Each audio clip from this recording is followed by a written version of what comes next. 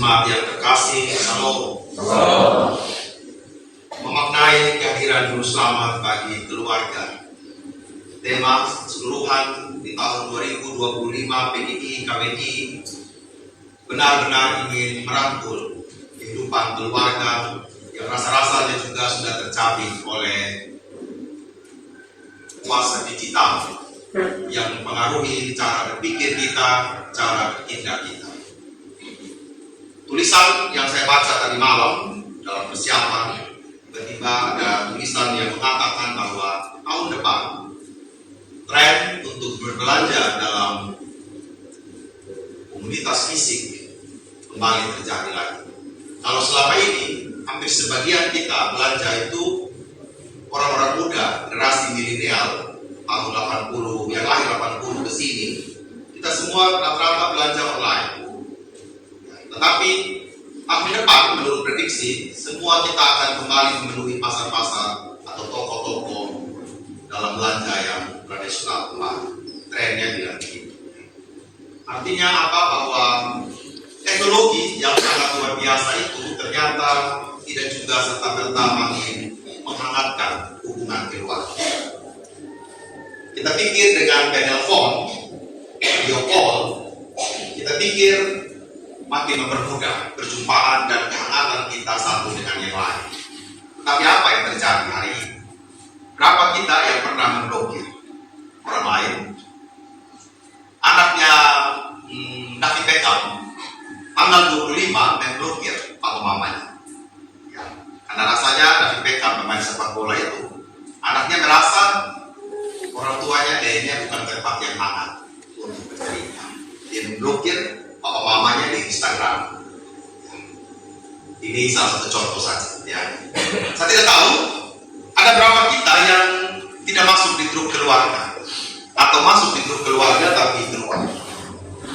Terus masuk kembali. Ya. Kalau sudah video keluar dari grup itu. Saya ikut beberapa grup keluarga, ada juga yang begitu masuk keluar. Ya. Tidak setuju dengan pendapat orang tua A, tidak setuju dengan pendapat sepupu B, keluar. Itu.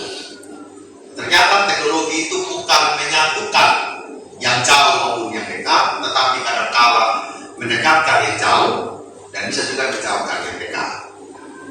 Kita semua harus asik dengan hati kita masing-masing. Semoga di hari Natal kemarin kita ada puasa digital atau makin terakhir. Saya balas WA itu hampir 1000 Pak, ya, sangat kritik gitu ya. Jadi saya membutuhkan waktu 3 hari untuk menyelesaikan membalas WA sampai hari malam 12.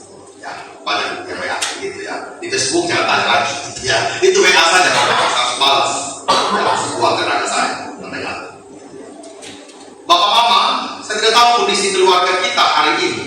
Ya, ketika keselamatan itu ingin diberikan bagi keluarga kita, apakah benar-benar di Natal kemarin 24 dan 25 itu kita benar-benar sudah melepaskan pengampunan, kita benar-benar sudah menghadirkan kehangatan bagi keluarga kita, bahkan mungkin kita memperhatikan mereka yang mungkin sudah tersingkir dari kehidupan keluarga kita.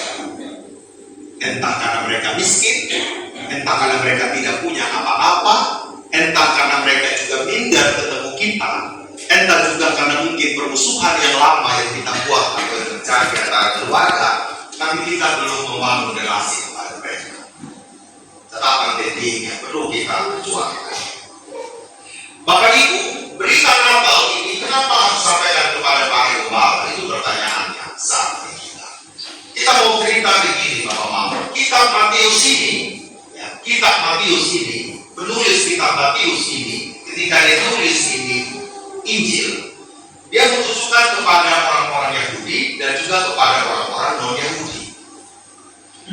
Berita Injil ini juga ingin mengatakan bahwa orang-orang yang juga tidak dianggap, orang yang rendah, orang yang tidak punya apa-apa, orang yang tidak diperhitungkan secara politik, orang yang tidak mendapat tempat umum, juga menjadi bagian dari keselamatan. Jadi benar-benar Matius ingin mengatakan bahwa yang selamat itu bukan saja orang Yahudi yang punya jabatan seperti ahli Taurat, imam-imam, dan semua itu. Orang yang tidak dianggap pun, yang tidak punya strata dan strata sosial, yang kalau kita tahu bilang itu hamba, orang bawaan, orang pilihan itu, Injil juga ingin dikatakan kepada mereka. Dan itu yang ingin dikatakan oleh Injil Matius dalam pewartaan Injil itu ulang-ulang. Sehingga gembala yang tidak punya hak di pengadilan untuk bersaksi, gembala yang tanda kutip mereka hanya mengembalakan domba, dan mereka juga sudah sibuk dalam catatan latar belakangnya bahwa gembala-gembala itu mereka dibagi ke dalam 4 shift malam. Mereka ada yang di malam hari, gantian di tengah malam, terus gantian menjelang suara ayam berkokok, kemudian lagi gantian di pagi hari. Artinya apa yang terjadi dengan para gembala ini? Setiap hari hidup mereka ini adalah sebuah pengabdian untuk para domba-domba mereka. Gembala-gembala ini berarti setiap hari itu mereka itu sangat berjaga-jaga. Orang-orang yang mungkin kita bisa tidur 12 sampai 16 jam satu hari. Tetapi para gembala ini tidak bisa bayangkan kalau 24 bagi 6 bagi 4 berarti mereka harus berjaga-jaga setiap 6 jam sekali. Artinya ritme hidup mereka itu fokus terhadap para domba-domba atau kawanan ternak yang mereka jaga. Tidak ada celah bagi mereka untuk bersosialisasi, tidak ada celah bagi mereka untuk berjumpa dengan banyak orang, apalagi orang-orang terhormat. Mereka benar-benar fokus di padang gembalaan. Justru dalam situasi seperti itu, berita baik itu datang kepada mereka. Mereka katakan jangan takut, sebab sesungguhnya aku beritakan kepadamu kesukaan besar untuk seluruh bangsa. Hari ini telah lahir bagimu juru selamat, yaitu Kristus Tuhan di kota Daud. Dan inilah tandanya bagimu, kamu akan menjumpai seorang bayi dibungkus dengan lampin dan terbaring di dalam palungan. Kristus Tuhan juru selamat. Sebuah penantian panjang dari umat Israel. Jarak antara Maleaki, perjanjian lama itu terakhir di Maleaki, Bapak ya, kepada Kristus lahir itu sudah 400 tahun. Jadi 400 tahun ini, kalau misalnya rata-rata hidup 100 tahun per orang, berarti sudah 4 generasi yang menantikan Sang Juru Selamat. Belum datang Sang Juru Selamat. Sampai Yesus lahir 400 tahun kemudian, sebuah pengakuan dari para gembala dari para malaikat kepada para gembala itu terjadi di padang Efraim. Kristus Tuhan di kota Daud, Mesias.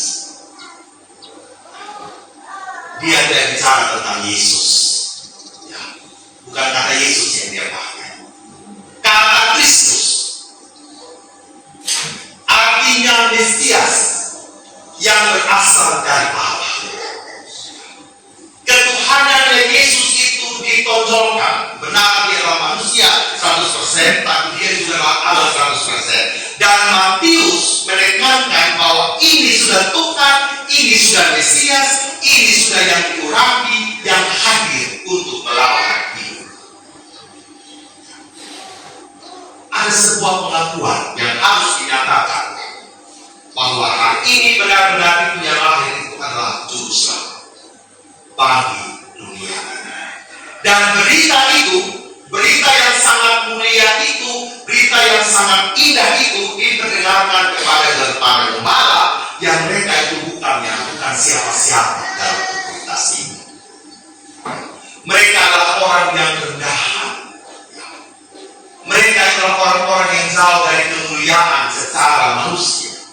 Mereka adalah orang-orang yang tidak memakai jubah yang berjuntai-juntai. Tetapi berita itu dinyatakan kepada mereka. Kemuliaan Tuhan bersinar di atas mereka. Cahaya yang sangat mulia itu bersinar dengan kilau. Kegelapan di padang Efrata diganti dengan kecerahan yang mengejutkan para gembala. Sosok seperti mereka lah, di mana kemuliaan itu hadir untuk pertama kali sejak Yesus dilahirkan. Merasakan keagungan Tuhan di tengah-tengah kegelapan Di tengah-tengah pergumulan umat yang tidak mudah untuk dilewati, di tengah-tengah dinginnya kehidupan pembalaan para gembala, juga ingin diibaratkan di antara dinginnya kasih yang sedang dialami oleh manusia. Di antara perasaan yang tidak berarti dan tidak bermakna, di antara berbagai macam pengharapan-pengharapan yang mengharapkan cerahnya pagi, kemuliaan Tuhan itu nyata bagi para gembala. Bapak, Ibu, dan saudara yang terkasih dalam Kristus, jika kemuliaan Tuhan itu ada bagi para gembala, saya percaya kemuliaan yang sama pun itu ingin dinyatakan Tuhan kepada keluarga-keluarga Kristen hari ini. Bahwa di tengah-tengah keluarga kita berjumpa dengan anak-anak yang sering melakukan kesalahan. Pilihan ada di antara kita sebagai orang tua, ingin merangkul dan menunjukkan kemuliaan Allah bagi mereka, atau ingin menyingkirkan mereka dari rumah saking nakalnya anak-anak kita. Kita menghadapi suami istri yang sulit diatur. Pilihan ada di antara kita, Bapak Ibu, sebagai suami istri. Apakah kita ingin memberikan kemuliaan, kecerahan yang berasal dari Allah untuk mencerahkan hidup mereka sebagai suami atau istri? Ataukah kita ingin menyingkirkan suami atau istri kita dari rumah agar dia tidak terlalu pada kehidupan itu? Ketika kita menghadapi orang tua yang rasanya mungkin susah untuk memahami anak-anak, orang tua yang menjengkelkan kehidupan kita sebagai anak-anak, apakah kita juga ingin menyatakan kemuliaan kepada mereka lewat doa-doa kita yang seharusnya makin gelapnya persekutuan kita sebagai keluarga, seharusnya kemuliaan Allah makin berkilau. Amin. Semakin gelapnya persekutuan kita sebagai keluarga, seharusnya doa-doa kita makin asal. Amin. Seharusnya begitu. Tapi rasa-rasanya Bapak Ibu, aduh, sondehai, dia udah kemuliaan sampah ya. Kita mau. Jangankan kemuliaan Allah, mau doa sama dia saja atau tidak, kita tidak mau kasih. Karena bagi kita, orang-orang yang menjengkelkan itu kayak toksin, ya, racun, kayak sampah. Kayaknya singkirkan dari hidup kita. Ya. Tadi malam orang susah bercerita berhati-hati itu. Oh, begini Pak Pendeta. Bapak. Ya. Banyak orang yang tidak memahami kebaikan-kebaikan yang kita ingin katakan, yang kita ingin lakukan. Banyak orang-orang yang mencurigai kalau kita ingin membawa cahaya bagi orang lain. Tahu nih, baru dia sudah di Natal sudah berubah memang. Munafik kali. Kita dibilang munafik. Lilin yang mau menyala terus itu langsung dipadamkan karena apa? Kita dianggap remeh oleh orang lain. Bapak Ibu, gembala mungkin ada dalam situasi diremehkan, tetapi tidak ada pilihan bagi mereka selain untuk menjadi misi agen Allah untuk menyampaikan berita selamat itu, Bapak Mama. Tidak ada pilihan. Mungkin saya dan Bapak Mama juga sampai pada tahap yang sangat menjengkelkan hati dan perasaan kita. Bagaimana saya harus membuat suami saya berubah, harus membuat istri saya berubah, membuat orang tua saya berubah, bagaimana orang saudara-saudara saya membuat lebih damai dalam hidup ini. Mungkin sudah sampai di tahap yang sangat meletihkan perasaan kita. Tetapi tidak ada pilihan apa-apa bahwa kita menjadi agen kemuliaan Allah bagi mereka. Sehingga pesannya yang pertama ingin mengatakan begini, Bapak-Bapak. Keluarga adalah sarana untuk misi penyelamatan. Sekali lagi, keluarga adalah sarana untuk misi penyelamatan. Kalau Tuhan memakai para gembala, seharusnya saya dan Bapak-Bapak juga mau dipakai oleh Allah. Para gembala kita juga menemukan kegelapan. Jalan pikir yang gelap, orang bilang jalan pikir sepotong ya. Nah, akan ibuan orang yang bilang sepotong saja. Maunya emosi, maunya marah, dan maunya orang-orang itu tidak singkirkan, maunya begitu. Tetapi tidak ada pilihan bahwa keluarga ini dipakai oleh Allah untuk misi keselamatan. Orang tua yang ketaki, dia sama apa tuh? Orang tua yang keras kepala, nah ini jangan keras ya mama ini sudah terlihat ya ini. Terus kalau hati juga lihat anak mantu, lihat cucu, lihat anak kandung kayak musuh, kira-kira bagus tidak mama ya? Bagus tidak? Tidak. Kasih 3 hari lagi meninggalkan 2025. Masa saatnya mencari yang baru juga kan? Masih pemirsa mati ya. Nah gitu kan ya. Masa bagi masih bawa yang lama gitu kan ya. Bukan berarti istri tinggalkan cari yang baru. Gitu kan ya. Jangan bermama hati yang baru. Hati yang baru. Sama dengan para gembala itu gitu kan. Mereka berjalan dengan hati yang penuh sukacita. Masa kita masih suka simpan itu dendam, simpan itu marah, padahal kita ini adalah agen misi penyelamatan yang Tuhan lakukan bagi keluarga. Hal yang kedua, rumah adalah bengkel pemulihan Tuhan. Kalau Tuhan pakai padang Efrata untuk pemulihan umat Israel, umat Israel dan kita hari ini, rumah kita, padang Efrata kita adalah rumah kita. Di padang Efrata itu ada binatang buas sama mama? Ada. Bagaimana rumah kita terlindungi dari buasnya hidup ini? Pertanyaannya adalah, anak-anak kita di rumah terlindungi tidak sama mama? Jangan salah. Ada kasus di Kawan, ada kasus di Melon, ada kasus di Kampaniru, pelecehan seksual terhadap anak. Ya, artinya rumah kita hari ini sedang tidak aman. Dan rumah aman di kantor sosial sana sedang mengamankan anak-anak kita. Perempuan-perempuan yang sedang mengalami kekerasan. Di catatan kami di BCC punyanya Sinode itu Bapak Movement Crisis Center sedang mendampingi begitu banyak kasus di polisi, di pengadilan, di kejaksaan, di dinas sosial, sedang banyak kasus. Rumah-rumah kita menjadi padang Efrata untuk pemulihan Tuhan bagi keluarga. Harus menjadi rumah aman bagi perempuan. Gereja kita harus menjadi rumah aman bagi anak-anak dan bagi perempuan. Bukan berarti laki-laki tidak aman.